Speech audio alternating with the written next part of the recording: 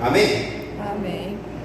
Irmãos, ao olharmos a Escritura, neste mesmo livro, no capítulo 1, podemos ver o contexto dessa passagem, né? Que ele se dá, e eu gostaria de ler com os irmãos, vamos ler também esse texto, para entendermos um pouquinho do momento vivido ali, de como estava o contexto do que estava acontecendo ali, por que essa mãe, né, teve que tomar essa medida e deixar esse menino dentro do cesto de julho, tá bom? Então vamos ler Êxodo 1, a partir do verso 6. Ora, morreram José, todos os seus irmãos e toda aquela geração. Os israelitas, porém, eram férteis, proliferaram, tornaram-se numerosos e fortaleceram-se muito, tanto que encheram o país. Então subiu ao trono do Egito um novo rei, que nada sabia sobre José. Disse ele ao seu povo: vejam, o povo israelita é muito numeroso e mais forte que nós. Temos que agir com astúcia, para que não se tornem ainda mais numerosos, e no caso de guerra, aliem-se aos nossos inimigos, lutem contra nós e fujam do país. Estabeleceram, pois, sobre eles chefes de trabalhos forçados, para os oprimirem com tarefas pesadas. E assim, os israelitas construíram para o faraó as cidades celeiros de Pitom e Ramessés. Todavia, quanto mais eram oprimidos, mais numerosos se tornavam e mais se espalhavam. Por isso, os egípcios passaram a temer os israelitas e os sujeitaram a cruel escravidão. Tornaram-lhes ainda a vida amarga, impondo-lhes a árdua tarefa de preparar o barro e fazer tijolos, e executar todo tipo de trabalho agrícola. Em tudo os egípcios os sujeitavam a cruel escravidão. O rei do Egito ordenou às parteiras dos hebreus, que se chamavam Sifrá e Puá: quando vocês ajudarem as hebreias a dar à luz, verifiquem se é menino. Se for, matem. Se for menina, deixem-na viver. Todavia, as parteiras temeram a Deus e não obedeceram às ordens do rei do Egito. Deixaram viver os meninos. Percebam, irmãos, que se tinha um momento temerário para se ter filhos, se tinha um momento que não era adequado para ter filhos, seria esse momento. Lembra-se da aliança de Deus com Abraão, de fazer dele uma grande nação? Primeiro Deus chamou um homem e prometeu a ele, fez uma aliança com ele, e prometeu a ele de tornar dele uma grande nação. Dele, essa promessa passou para seu filho Isaac, e assim sucessivamente, até a gente chegar em José do Egito. José, lembra-se da passagem em que ele desvendou o sonho do faraó, e ali ele passou a ser governador do Egito, ele passou a contar com o favor do faraó. A partir daquele momento, o povo hebreu veio por conta da fome que passou a prevalecer sobre o mundo, né? E durante 400 anos o povo passou dentro do Egito. A essa altura aqui, dessa passagem do capítulo 2, esse faraó que estava em vigência, ele já não se lembrava mais de José. Então o povo hebreu, de um povo que era assim bem recebido, né, no meio do povo egípcio, passou a ser escravo.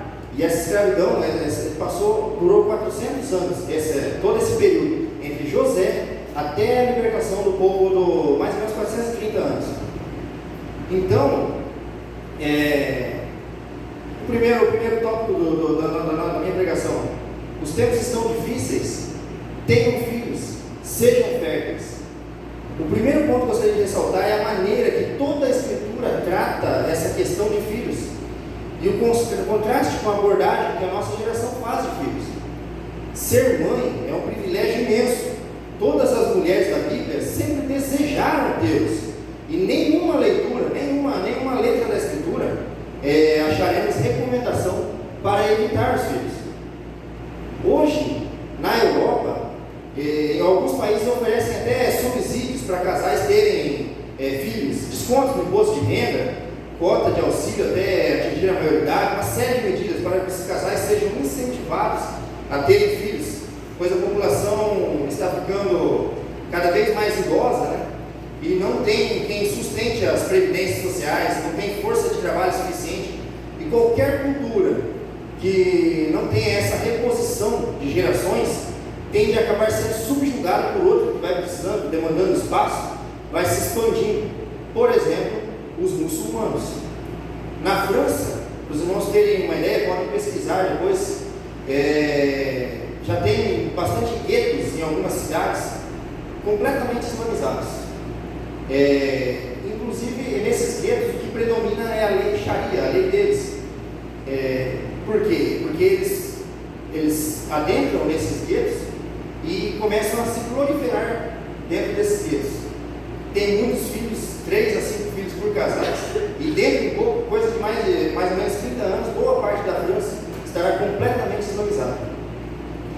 Muita gente ouve falar que os tempos são difíceis, que as escolas estão doutrinando as crianças, que toda sorte de doutrina progressista, que a violência está demais, que está cooptando as crianças cada vez mais cedo, a pornografia toma conta da internet, a promiscuidade e o desprezo pelo próximo estão cada vez mais latentes, que crianças dão gastos, dão trabalho, e tudo isso eu concordo, em número, gênero e grau. E a solução para isso, meus amados, é gerarmos filhos para transformar esse mundo caído, fazer a diferença nesse mundo. Uma cultura só se regenera à medida que os indivíduos a regeneram, que a compõem e regeneram. A esperança da humanidade é Jesus. Se nós temos certeza que nós temos Jesus, então nós temos a solução para a humanidade. Se gerarmos filhos, servos do Senhor, filhos que ostentem os princípios bíblicos, que espalhem os princípios bíblicos pela sociedade, podemos ser referência a essa sociedade e de fato mudar a sociedade, mudar o mundo. Se Joquebede tivesse medo de ter seu filho, o guardar por 3 meses, pensar nesse plano para salvar a vida desse menino, Deus certamente libertaria o povo hebreu. Os planos do Senhor não podem ser frustrados, jamais serão. E então, com certeza, o povo hebreu seria liberto, mesmo sem Joquebede. Porém, jamais teríamos conhecido essa mãe, essa mulher tão importante ao povo do Senhor.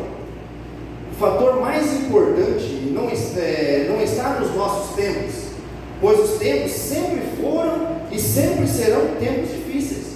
E comparando com a época que Joquebede viveu, vivemos tempos maravilhosos.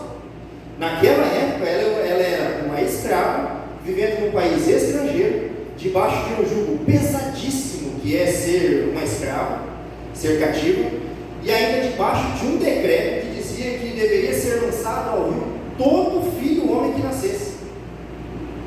E aí, será que os dias de Joquebede eram mais fáceis ou mais difíceis que os nossos dias? Hoje temos sim, violência, promiscuidade, perversão dos princípios da família, mas tudo isso pode ser contornado. Em tudo isso temos a possibilidade de, com algum conhecimento esse que inclusive está na palma das nossas mãos, dos nossos celulares, as nossas Bíblias. Hoje, se temos uma dor, podemos aprender rapidamente que pode ser aquela dor. Se os filhos chegarem com alguma questão, logo podemos nos inteirar dos assuntos, das atualidades e trazer uma resposta, uma ação satisfatória, ou seja, uma ação bíblica. Precisamos que o povo de Deus se prolifere por essa terra, seja pela pregação da palavra, seja por termos filhos cada vez mais. E se tivermos filhos bem discipulados em casa, eles poderão fazer toda a diferença lá fora. Uma mãe, debaixo da vontade de Deus, cria filhos que mudam o mundo. Conduza-os no caminho do Senhor. Notem, irmãos, a providência divina atuando em cada detalhe dessa passagem. Não foi por acaso que Joquebede pede para que a irmã do menino leve em determinado momento em que a filha do faraó estaria para se banhar. Foi planejado, foi arquitetado para que tudo corresse da maneira como foi. Ela teve o cuidado de fazer o cesto de junco, vedá-lo muito bem, com bicho e betume, de modo que não entrasse água nele. E Miriam, sua irmã, o levar ao rio para depositar sobre as águas. Creio que uma decisão difícil dessas não seria tomada por alguém sem um plano, sem tendo em vista a morte certa do menino. e uma morte, vamos ver, mais cruel do que o decreto do rei. O decreto do rei dizia para jogar os meninos na água. Jogando o menino na água, dentro de poucos segundos, ele morreria. Cruel, muito, muito cruel. Mas o que dizer um menino boiando num cestinho de junco, e vai morrer certamente também, muito mais sofrido, vai morrer de fome e sede. Então, esse plano dela, ele tinha um endereço certo. Ela fez esse cesto de junco e ela botou o menino para boiar com o endereço certo. Ela queria que a filha do faraó visse, tanto que ela pediu para a menina ficar de olho, ficar observando onde aquele cestinho ia. E Miriam estava no lugar certo, na hora certa, para oferecer a ajuda necessária, se não bastasse o menino parar nos braços da filha do faraó. E ainda, além de tudo, Joquebede ainda passou a receber para cuidar do próprio filho. Perceba a mão do Senhor, percebam como o Senhor não faz nada pela metade, não faz nada meia boca, é sempre perfeito, é sempre com todo cuidado com os seus. E olha o destaque para a criação dessa mulher de Deus para com seu filho. O Egito, nesse tempo, era uma potência mundial, era a potência dominante na região, tinha o melhor ensino para um jovem que havia sido adotado pela filha do faraó crescer, esquecer completamente suas raízes, de onde ele tinha vindo. Ali era a sua casa. Ele foi criado por Joquebede até ficar grandinho, depois ele foi viver no palácio do rei. Ele tinha total condição de escolher não se importar mais com aquele povo do Egito, aquele povo que estava sofrendo escravidão. Concorda comigo? Ele ia viver uma vida nababesca, debaixo do senhorio do rei, debaixo de uma cultura forte, debaixo de um ensino forte, debaixo de uma economia forte. Ele não tinha por que pensar em libertar o seu povo.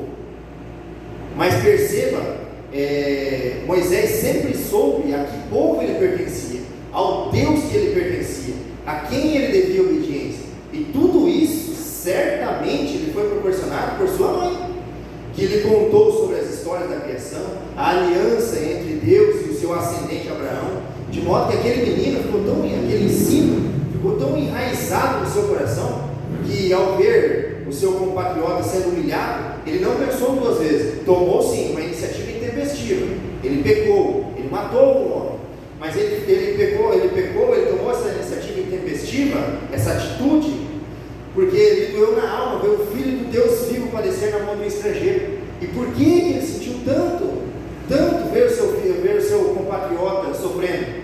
Porque ele tinha essa consciência do povo que ele pertencia, do Deus que ele servia, do Deus que ele era filho. Nós temos ensinado, as mamães têm ensinado o seu filho no caminho que deve andar, como diz Provérbios 22:6. Olhem como a missão que Deus lhes confiou é preciosa, é realmente importante. Uma mãe debaixo da vontade de Deus entrega filhos que mudam o mundo. E por último, meus irmãos, e não menos importante, não se culpe tanto. Quem conduz a história e o destino é o Senhor. São tantas as filosofias, tantos métodos, tantas maneiras, tantas filosofias diferentes, que certamente uma pergunta ocorre com muitas mães atuais: será que eu sou uma boa mãe? Será que eu estou criando meu filho do jeito certo? Será que vão me julgar por tomar essa atitude com meu filho? Se formos olhar na internet, eu tenho certeza que essas dúvidas estarão cada vez mais presentes em seu coração. A gente, ao rolar o feed, você sempre vê uma psicóloga, uma especialista, dizendo: se você se preocupa demais em proteger o seu filho, haverá sempre alguém dizendo, com um zilhão de estudos embasados em estudos científicos, dizendo que é errado, que você vai estragar o seu filho. De igual modo, se você cria ele de uma maneira um pouquinho mais rígida, um pouquinho mais que ele tenha que se responsabilizar pelas suas atitudes, conduzindo a fazer boas escolhas, o responsabilizando pelos seus atos desde cedo, punindo as rebeldias e desobediências, certamente você vai se deparar com outro grupo na internet de psicólogos, de pessoas com boas intenções, e com boas filosofias, com zilhões também de estudos científicos, que vão dizer que você certamente é uma péssima mãe e vai traumatizar o seu filho se você agir dessa maneira. E eu imagino o quanto deve ser frustrante, e lhe proporciona sempre uma sensação de incapacidade, de impotência, de não ter certeza que aquele caminho que você escolheu é o correto. E essa preocupação, além de válida, é uma demonstração do enorme amor que você tem pelo seu filho. E eu não consigo de maneira alguma julgar a mãe nesses conflitos, porque eu tenho certeza que está sempre buscando dar o seu melhor. Imagine naquela época alguém julgando Joquebede. Olha só que responsável, ficar grávida debaixo do decreto do faraó, não tem juízo, certamente, ou senão depois de ter nascido. Olha só, você nem deveria se apegar a esse menino, você vai ter que jogá-lo no rio. Joga agora, não espera 3 meses não, joga agora, antes de você se apegar mais ao menino. Ou por último, que irresponsável, colocou no cesto e deixou para o menino para morrer à própria sorte, morrer de fome. Irmãs, sempre haverão mensageiros do Apocalipse enviados por Satanás para colocar essas dúvidas no seu coração. E quanto a isso, eu tenho uma certeza: a única garantia que temos é que, criando nossos filhos de acordo com o Senhor que nós cremos, com o que o Senhor quer que criemos, percebam que cada pessoa é única, e tudo que precisamos saber para criar filhos sem precisar sentir nenhuma culpa é criar baseado no que o Senhor nos orienta. Toda sorte de disciplina, toda sorte de técnica que possa surgir, toda sorte de filosofia que possa surgir, deve passar primeiro pelo crivo das Escrituras. Ao se defrontar com um novo caminho, uma nova filosofia, a primeira pergunta que deve surgir: o que a palavra diz sobre isso? E seguir atentamente as instruções do Senhor. Instruções como: a vara da correção dá sabedoria, mas a criança entregue a si mesma envergonha sua mãe. Provérbios 29, 15. Quem se nega a disciplinar seu filho não o ama. Quem o ama não hesita em discipliná-lo. Provérbios 13, 24. Que todas essas palavras que hoje lhe ordeno estejam em seu coração. Ensine-as com persistência a seus filhos. Converse sobre eles quando estiver sentado em casa, quando estiver andando pelo caminho, quando se deita, quando se levantar. Deuteronômio 6, de 6 a 7. Fale com sabedoria e ensina com amor. Provérbios 31, 26. E essas palavras e muitas outras, que se fosse ficar citando aqui, demandariam um bom tempo, nos orientam o caminho que devemos seguir na criação dos filhos. E se mesmo assim, em algum momento, você sentir que na mocidade ou na vida adulta o seu filho se desviar, percebam, isso pode acontecer. Isso pode acontecer. Não temas, nem se sinta culpado. Se foi seguido o que a palavra de Deus nos manda, nos ordena, não se sinta culpado. Isso também está no controle do Senhor. E no momento oportuno, segundo a vontade do Senhor, seu filho voltará, tal qual o filho pródigo, pois se lembrará o quão precioso é estar debaixo da guarda do Senhor, graças a orações e ensinamentos de sua mãe. Mãezinhas, o Senhor lhes ama e as tem por preciosas. Do contrário, Ele não faria vir ao mundo o Salvador de nossas almas através de uma mãe. Do contrário, Ele não confiaria a vocês a missão preciosa de guardar em seu ventre, depois de nascidos, andar ligada espiritualmente a seus filhos até o fim de suas vidas.